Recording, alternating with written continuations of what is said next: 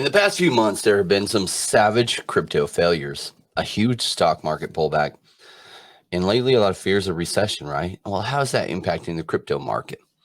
Crypto market has pulled back.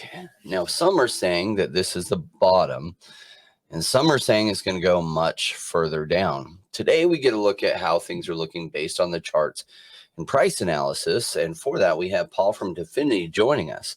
Welcome to the Crypto Rain channel. I'm your host, Jay Rain. If you like money in crypto and you're looking for a real investor's take on the crypto market, join the Rainmaker family. Now, I'm not a financial advisor. I'm a crypto investor myself, and I do own or plan to own much of what we talk about on this channel. I simply don't talk about crypto projects that I don't believe in.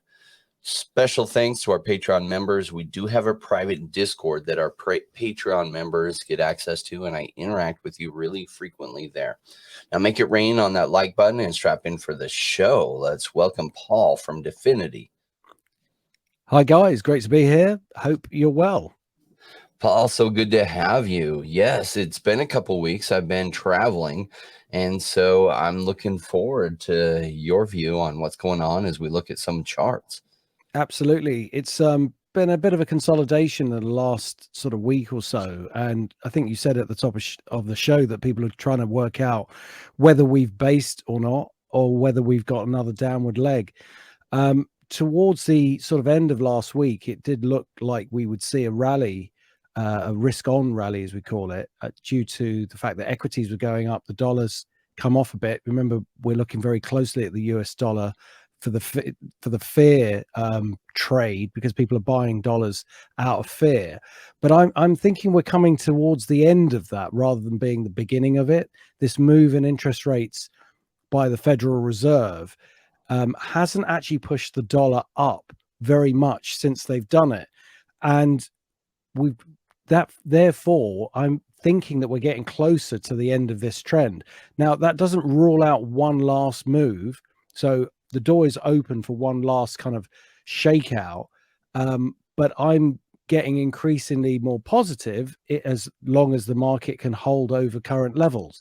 I'm certainly not as bullish the US dollar as I was before, and it's in that environment that I still feel we could be looking more seriously at a base in crypto and other kind of commodities that tend to rally when the dollar starts to weaken. Yeah, that would be fantastic to look at. Do you mind if we look at what's going on with the dollar price? Yeah, absolutely. So, yeah, so if we start off with the dollar index, which is, so this is a basket of currencies against the US dollar. And what we're seeing here is we've had this trend which has been going on. If we go back, actually, when it started was here. See this arrow? That's when I became very bullish on the US dollar. And it's been going up in this trend kind of ever since. Now, the Fed announced their 75 basis point rise, which is what sent the market. Well, actually, it's what was being anticipated, and it's why the dollar has gone up.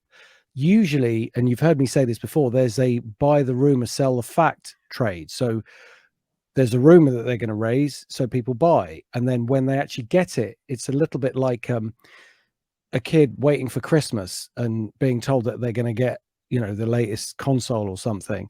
And when they get it, there's no more expectation. So they've got what they wanted, and then they go on to the next thing. Now, the markets are exactly like that.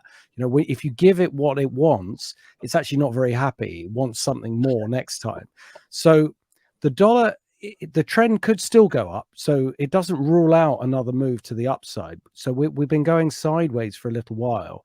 But it hasn't made much headway since that interest rate rise.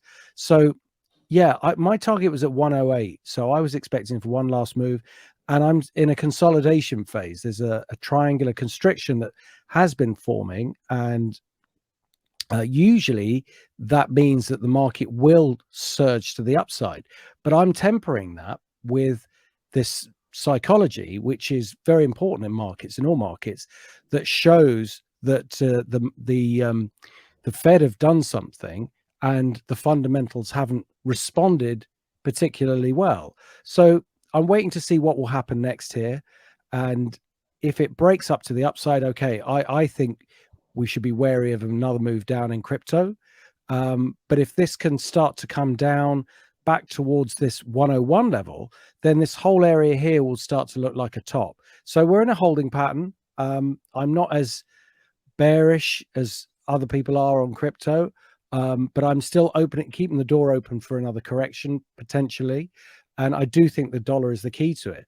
And if I may just show you the chart of 10-year yields, this is a chart of the 10-year interest rate that is obtained from holding government bonds. So very safe government bonds, which has been on a tear to the upside. What's the buzzword out there? It's inflation, inflation, inflation.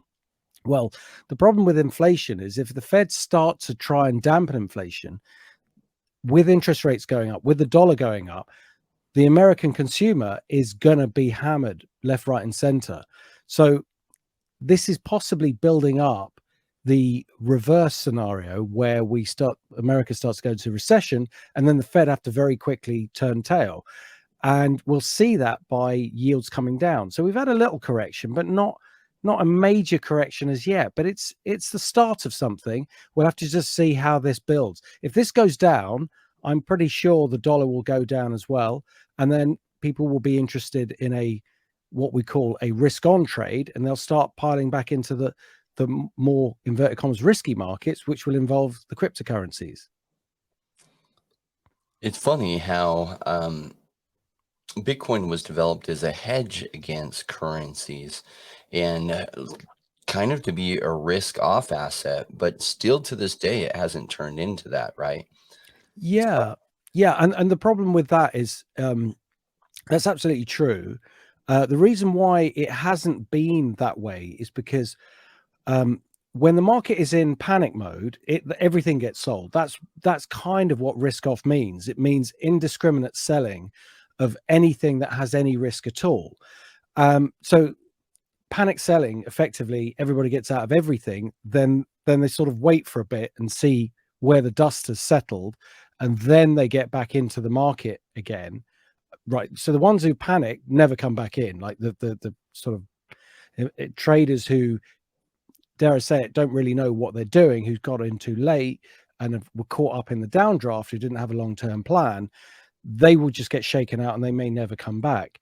The long-term players may have lightened up their positions ahead of it, may have gone short, but they will be looking at longer-term opportunities once the psychology starts to change. So again, it all depends on your time frame for trading. Are you an intraday trader? Are you a week-to-week trader? Are you a month-to-month trader? Or are you a long-term trader? So when you have periods like this where there's a war going on, where there's commodity price shocks, where we're coming out at the end of a pandemic and supply chains are all messed up, and there is a lot of fear out there, then certain assets will always be in demand, and those will be the US dollar, usually the Swiss franc or the Japanese yen, but mainly the US dollar because of the war situation, which is driving more money towards the dollar. But there's a price to pay for that, and that price to pay will be that it pushes down equities, it hurts the pocket of the American, that the Federal Reserve will eventually have to react to.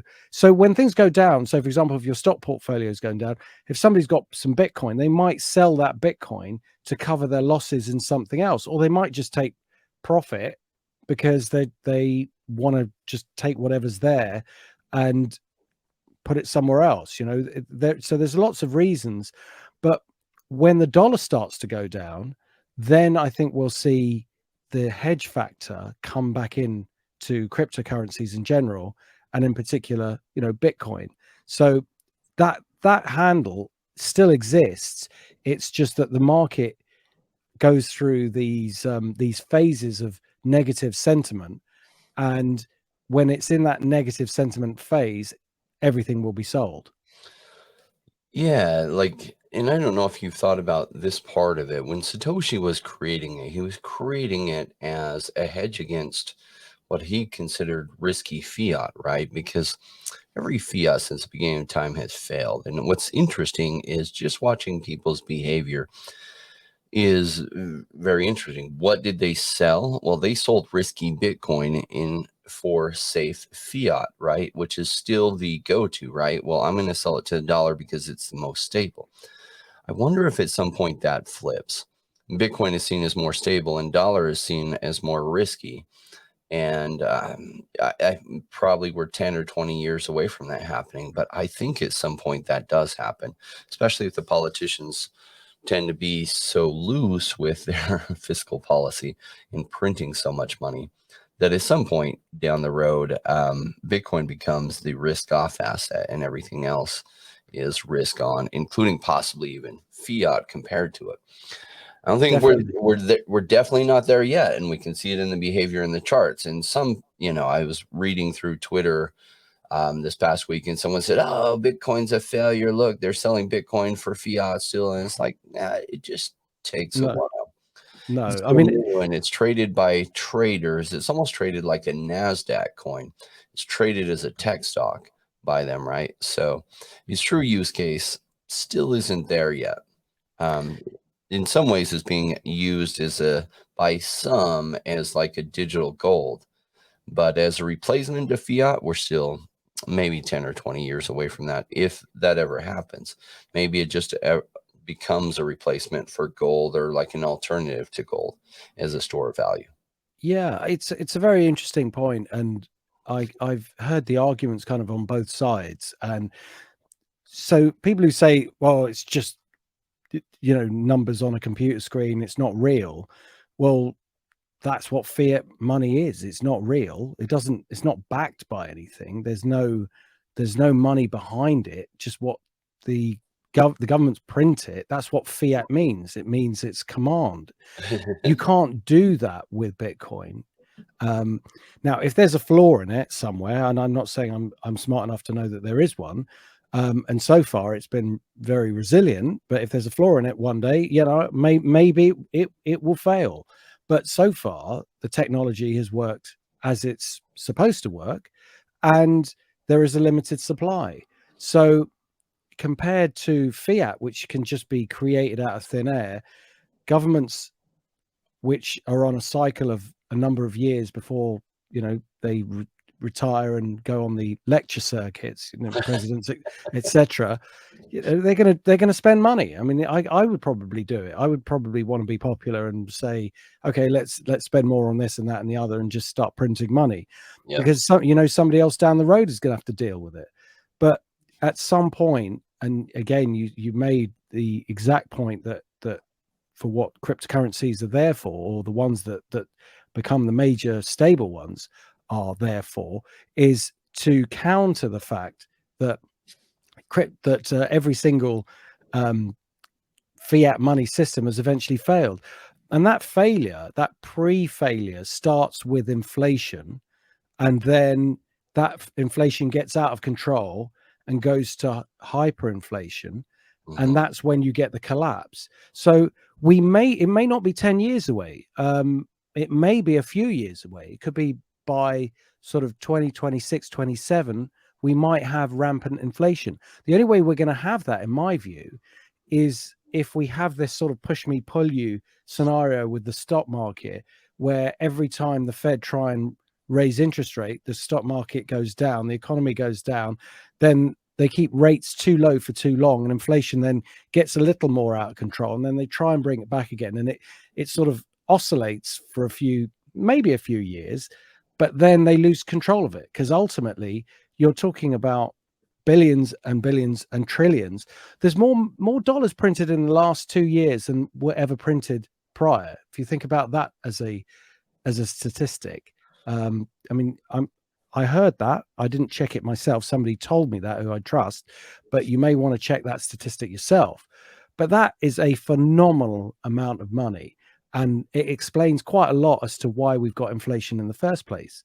Yeah, and the real inflation isn't reflected in the numbers they're giving us at like 8.8%. They did a thing that politicians often do, and they use statistics to lie, and they changed what was being counted so that it looked more positive. The true inflation that people are feeling is somewhere close to 20 to 30%. Some things have doubled in price. Some things are up 10%, and so like the balance of that is average everyday people are spending way more. And it's affecting the U.S. and Canadian economies by a lot, and they're seeing their credit card debt balloon. And so once the credit cards stop like extending more credit, we're going to see some big crunches going on in the coming months. It'll be interesting to see how it comes together. There's a website called Shadow Stats, and I believe that they publish their what should be the true inflation figures. So it's worth checking that out to see what inflation actually really is, and not like that we don't know, because it's pretty clear that there's inflation out there. But it's if you want the kind of unadulterated figures, that's a good place to check it out. Yeah, cool. Well, let's take a look at Bitcoin and then maybe some altcoins, if that's okay. Absolutely, yeah. So let's start off with Bitcoin. Now, I've got a short-term chart here. Let's see what's happened. My chart seems to have. I'm just going to make it smaller and then bigger again, because it seems to have. Sorry if this is adjusted on your screen, but I lost the side of it. So this is a 3-hour chart. So I talked about how I thought there was a base coming. So last Saturday, there felt like, sentiment-wise, I thought this is just too far. So I was looking at this 19666. For anyone who's been watching the show knows that we were looking for this level. The market went straight through it. It bounced close to it, went straight through it, but it did it on a Saturday, like late and on our Saturday afternoon. So I suppose it's early Saturday morning for you guys. And it just felt like the wrong time for it to be collapsing. Most people at the weekend, they're not going to be bothered trading the market, or at least volume would be low.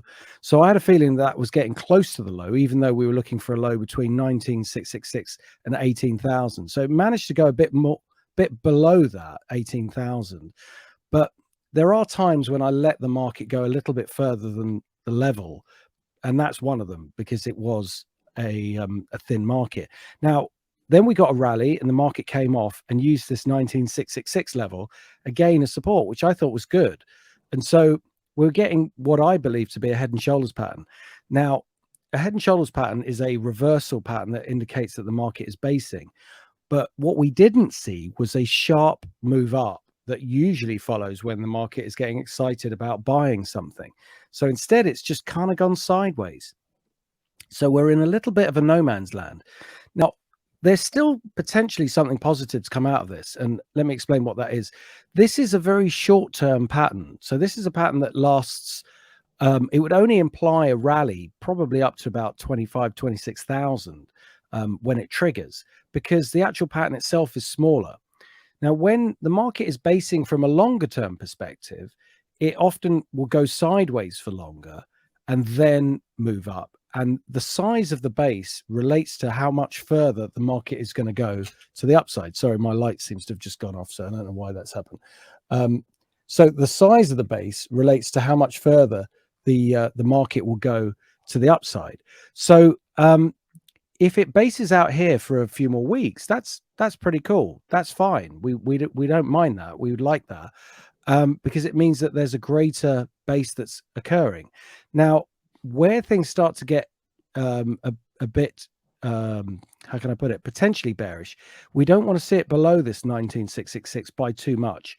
And I've got a stop around 18,600. If it gets as low as that, I'd be concerned that it's going to take this low out. And then we'd have to switch to the long-term chart to see potentially where the market could go next. So if we look at the long-term chart, this is the head and shoulders pattern that we're seeing in Bitcoin. And this is the 19,666 level that we were expecting a test of, and it went beyond it. Now, if it breaks that, the next support level we got coming in here is at 14,715. So I don't want to call it down there, because I, as I was saying at the top of the show, I'm thinking this dollar might be on its last phase, and these people who are looking for the dollar to weaken because the Fed may have to change their view, they're going to start to want to buy. And when they do, I think this will turn. So if it gets below sort of 18,600, I have to admit that the market will potentially go lower and test this downside level here at 14,715. I don't want it to do that, but it could do. If it can hold where we are now and make a base. Volatility is dropping. You know, we're not seeing these crazy moves. It's not, inverted commas, crashing anymore. It's trying to stabilize, which is a good sign. Then that will be a really, you know, good thing. Now we've got this downward trend line here as well. It needs to break that before we can start talking about a long-term trade, before we can talk about a move much higher. And indeed, we've got this line here, which you would also need to break as well. So from a very long-term perspective, there's still work that it needs to do before we can get excited.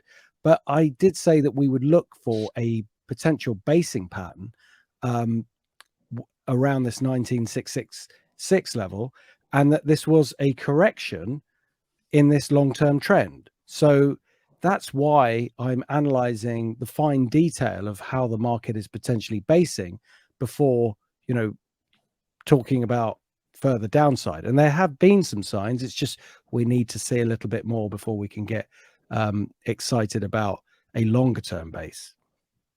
Yeah, that makes perfect sense. I wanted to get your opinion and your thoughts looking at the chart for some altcoins. And I'm sure the audience realized this isn't financial advice, but I first want to look at Celcius, what you see going on with its price action. So Celcius, it's unclear what their future looks like. There's at least a big problem where they had about 80% of their ETH locked in the ETH 2.0 contract. And so it wasn't withdrawable. And then they had a run on the bank, per se, of people making withdrawals, and they ran out of liquidity. And so there is a way they can sell some of their ETH for ETH, but supposedly they're in a liquidity crisis. Now, truth is, we don't know how deep this goes. They were involved with Luna. They did cash out some of their holdings earlier than a lot of people. But how much did they lose there, and are they completely insolvent? We don't know. So I wanted to take a look at what you're seeing in the price action. We did have a really strong bounce from some lows, and it. Are you able to find that chart? Yeah, absolutely. Yeah, I've got a. I was looking at the chart, which it stopped here, and I was, you know, we've got to check the date on these things, and I was going to say if it breaks that, it's going to go down because it was bouncing along a very key level, but we've already done that. What's interesting here, I can see why you want to talk about it. Now this is a decent beginning and a potential reversal. And what's interesting about what you've just said there is how the fundamentals don't really seem to back up it going higher. So this is the sign that you would see where investors are looking at the long-term prospects. The bases will always be the fundamentals will always be bad near bases. You have to expect that. What I'm looking for is the divergence between the fundamentals, which are saying that the market should go lower, and the technicals, which are showing a bullish sign and the market should go up. Now, it's not enough to you know, completely change a long-term view, but it's arrested this decline. And for me, I think it needs to get back over 2 before I would be more confident in it trading higher. But yeah, that's a decent start. In Elliott wave terms, we look for 5 waves to start a new trend, and it's made 3, and that's not really enough for a beginning of a new sort of market reversal. So it's got 1, 2, 3, 4. Now you might say, well, hang on, it could just do 1 more and make 5, but these waves can't be overlapping. So the fact that this has come back into this wave, in other words, that's the top of the previous wave here. So if we call that 1, then this has come back into it, which it shouldn't do. So it should have 1, 2, 3, 4, 5 and be much higher. Now, that doesn't mean that this can't all be a basing pattern, which I think it's possible. So, you know, I like that. I would be watching that. I'd have that on the sidelines and saying, I want to look for further evidence of a low. So if it comes back down and then goes back up here again and breaks 1.5, then it will have made a double bottom. So potential early stages of a reversal pattern, you know, that looks really good. Perfect. Yeah, they have a number of options in order to survive, and hopefully they do. Yeah, So I mean, cascade of like the big DeFi players and centralized finance crypto players don't continue to tumble. yeah, I mean, obviously the Luna situation was, very bad, and I decided to jump in right near a low, and what I noticed is, even though it was just a very small sort of chuck away money, just to have a punt really, because I just thought it had gone down too much, which I know a lot of people have thought along the way, but this was um, at the point that I got in, the market hasn't actually gone that much lower. Now, I was fully expecting it to go to zero from when I got in, so that was my attitude. It was almost like putting your chips on either red or black at the casino. It was either going to go up a lot and recover, or it was going to go to zero. So it was really just one of those types of bets. But even though everything else kind of washed lower, it didn't go that much lower. So I was expecting it to, from the initial trade, for it to go much, much lower and to be, fractions of what I put in there. And it's managed to hold up. So that, I thought that's interesting. I thought it's interesting that there's this divergence between where it's gone and the broader market. So that doesn't guarantee a low, but at least it's not tracking the downside with parity to the majors. Yeah. Let's take a look at, I want your thoughts on the OMI token. This is Ecomi. And we looked at this one a number of times in the past. And absolutely. Okay. So I've got a feeling that it's not on the on this particular. there it is. You had it, Ecomi.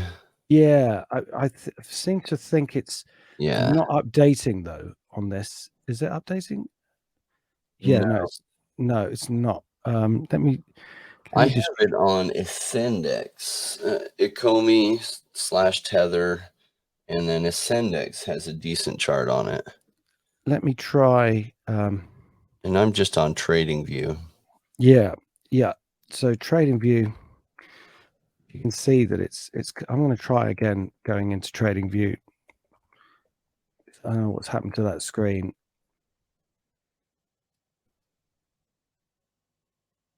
Yeah, it's just weird. It just won't let me see the top. I'm not sure what it's doing. Let's try. Okay, so Ecomi. Let's see, Ecomi Tether. There we go. Syndex, there we go. Right. So this is a okay, so it has, well, there's an old trend line that we had on there. So it's still in a downward trend, but it has actually broken the trend rate. So here, this rally here managed to break the trend rate, and therefore that's a good first initial sign that the market could potentially be moving higher. It's not enough for a reversal. We haven't got a complete reversal. I think 0.00169, that level that I'm showing here, there's a lot of resistance. There's 1, 2, 3, 4 levels of resistance there that have capped the gains. So if that can break that level, then I would say it would look interesting for a further rally. But it certainly seems to have consolidated enough to be potentially looking for a low.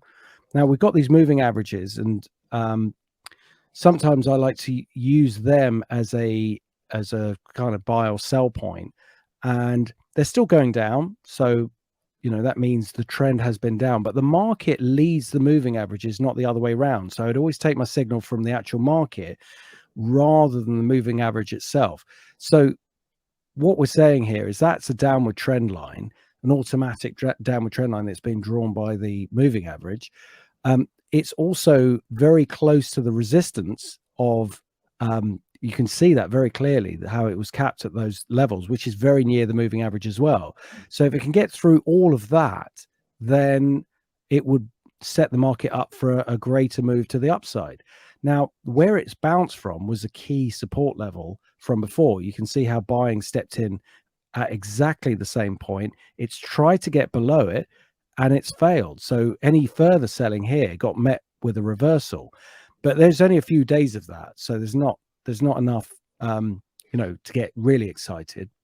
But if we can get through this 00169 level, 170, then I think the market will be looking far more bullish for at least a short-term move back up to this level here at 0.00232, which, percentage terms would be quite a nice bounce.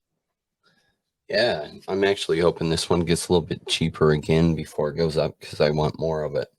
Oh, wow. Right. That's good. It's like sometimes, you're hoping things go up, and sometimes you're like hoping they don't go up. Yeah. Right. So we have, let's take a look at Freeway token, if it's okay. Sure. Yeah. Freeway token. A very interesting chart that's very different from most of what everything else in crypto has been doing. Yeah. Now, so Freeway has managed to just sort of stay in this consolidation in this range, and it's very unusual because most everything else is either in a downward trend or much lower. Now, it doesn't guarantee that it won't do that. I mean, it could do, but my question would be, why hasn't it done it yet? It's had the chance to go down and it hasn't. So this has been constricting. I think we talked about it before, and how these highs are constricting and also the lows are constricting as well. And this has been going on for quite some time. So we got this kind of low path here, and we've got this constriction, which is probably a bit more recent. So and at the same sort of angle. So the highs are getting lower and the lows are getting higher, which means that the market has to make a decision as to what direction it's going to break out in. But it has also been consistently oscillating between these lines, and therefore we've hit the low, so we should look for a trigger to the upside.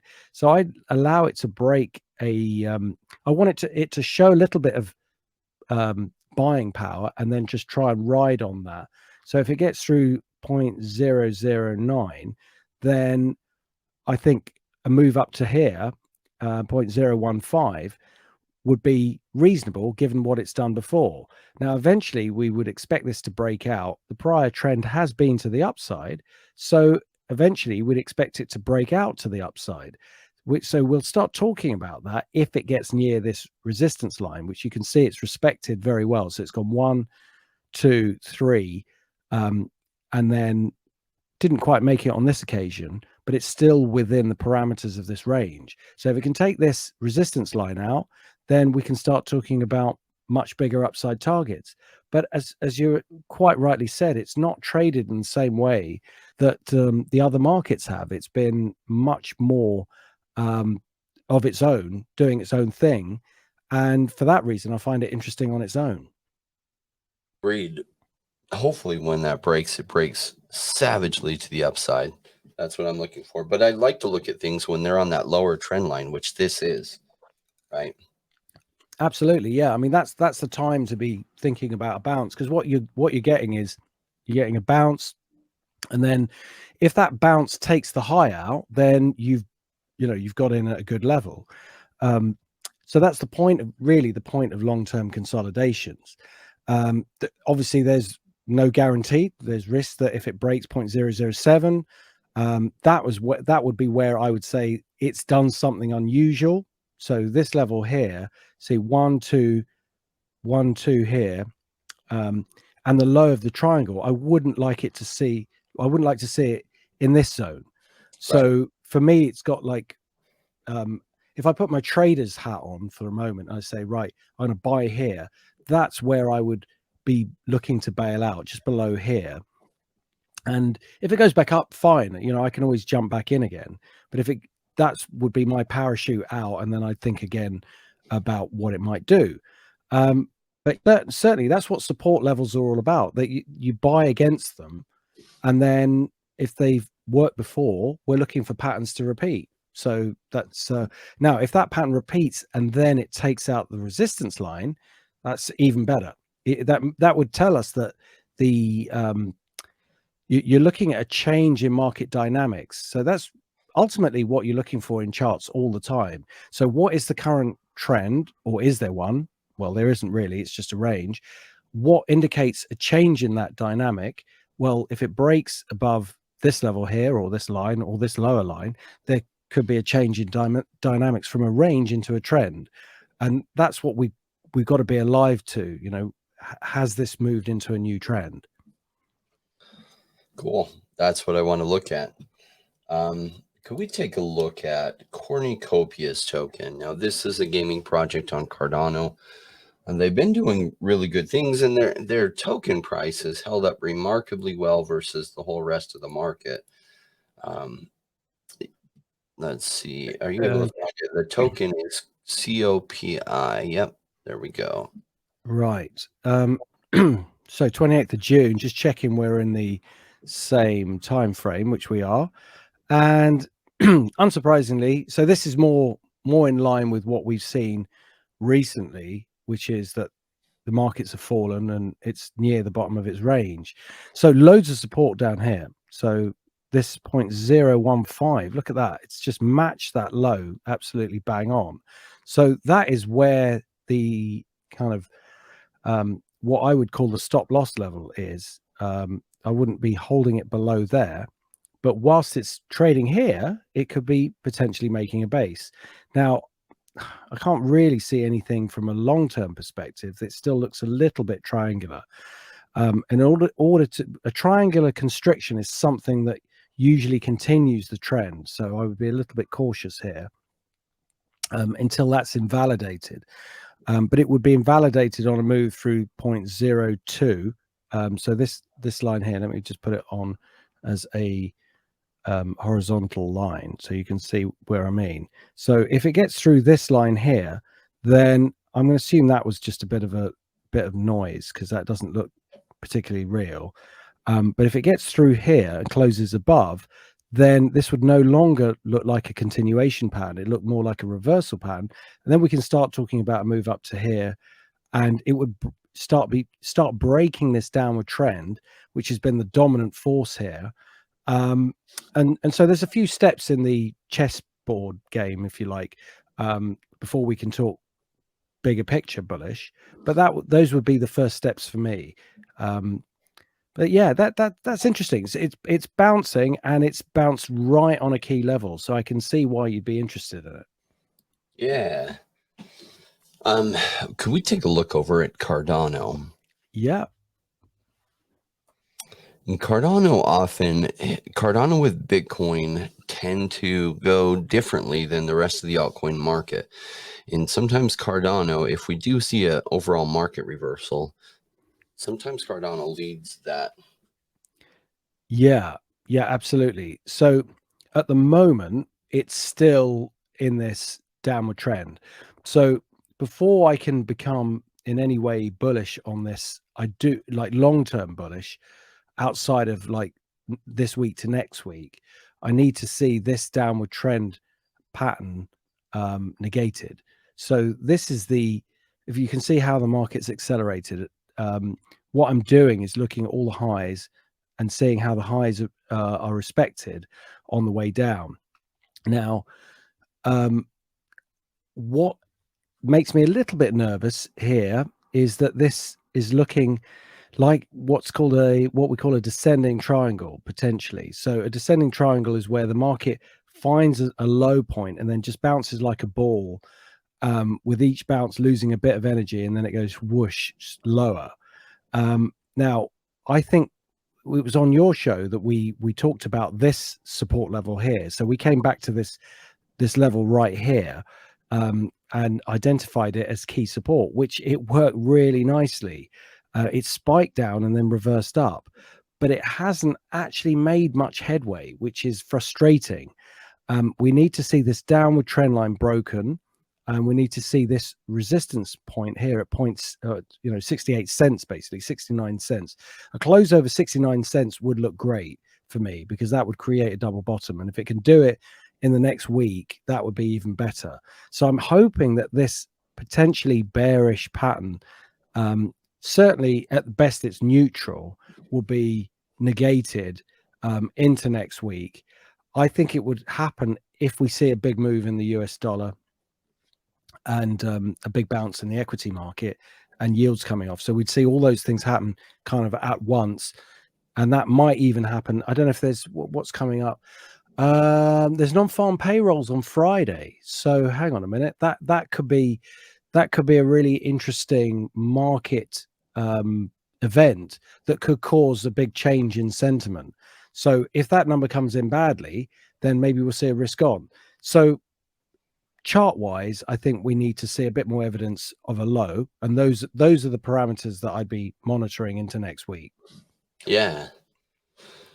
Well, I'm hoping this reversal comes in the next 3 months, but bigger picture, it is a little bit crazy. I think Plan B with their stock to flow model does hit it right on what the true value of Bitcoin is right now. And the true value they have at about 107,000 a Bitcoin. Now, the funny thing about markets is markets will often, whatever the true value or we assess the true value is, that doesn't mean the price is there. And the price is considerably lower than that. And if that is truly the value, at some point, the price reverses and often swings up above what the true value is, because green candles create a lot of FOMO, which create more green candles, and usually, creates an overboom, which then busts. So if I'm right on that thesis, then boy, when we start going good and we start going green, is probably going to go really good and really green.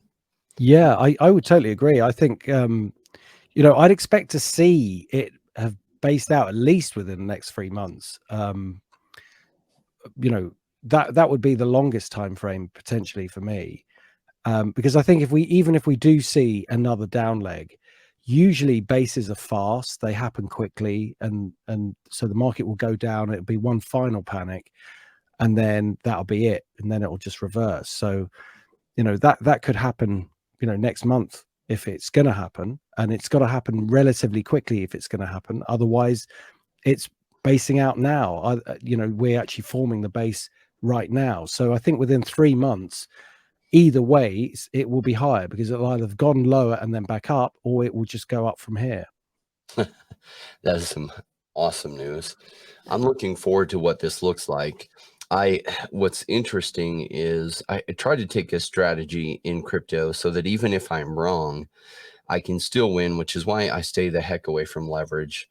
I don't put money on credit cards and other things, so that if I'm wrong, I just have to wait longer. And part one of my thesis for this bull run was that we might see some price rising in December, which did not happen, which led me to the fallback of this elongated cycles, which meant by May of this year, hopefully the run really started. Now that is somewhat flexible, as in the market doesn't perfectly time itself with these patterns.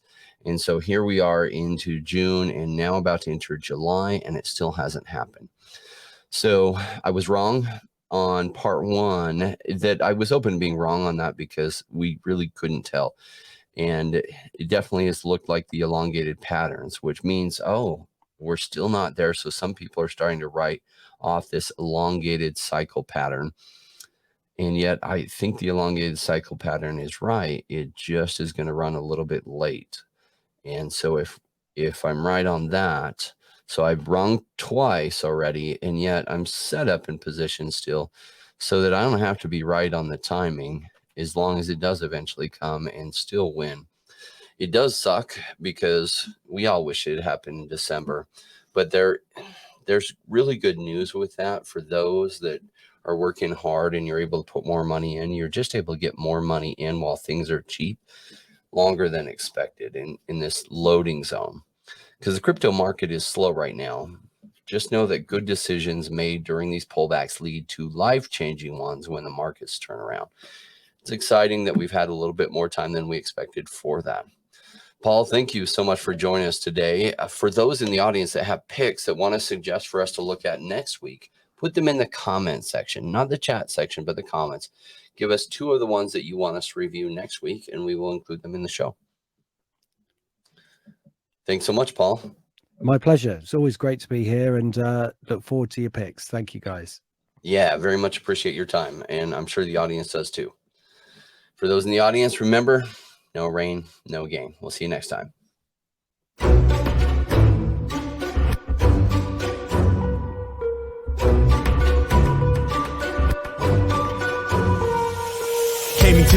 chasing all of the gains, chasing the pumps and all of the hype trains. But like in life, shit bad before you go. It was told to buy when it was pouring like a rainmaker should. I buy when it's down, don't chase the boats that I miss. Cause I always make the time in mind. I take the one out cause I'm patient like that. And I'll wait for the right time. I sell when it's high, I buy when it's low. They call me rich, they call me smart. I'm just a rainmaker running the show. Calculated investments, I don't leave with my heart. The principles are simple, they're leaving a mark. Buy when it's boring, just gotta be smart. I sell when it's hype, like all the channels they pump it. That's when I was selling, go parabolic and dump it. They call me rich, they call me smart. I'm a rainmaker, making my own start.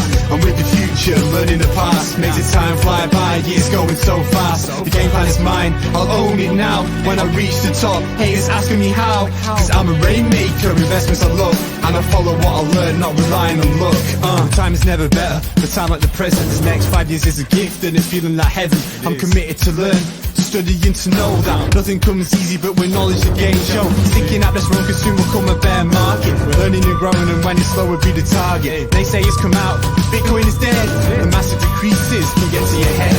Sticking around, the time is better. I'm strong like that, I'll let the others be fretters. 2 years time the ball will bring back the gains. That makes it worth the effort cause here comes the rain. So let's go rainmakers, let's make it all happen.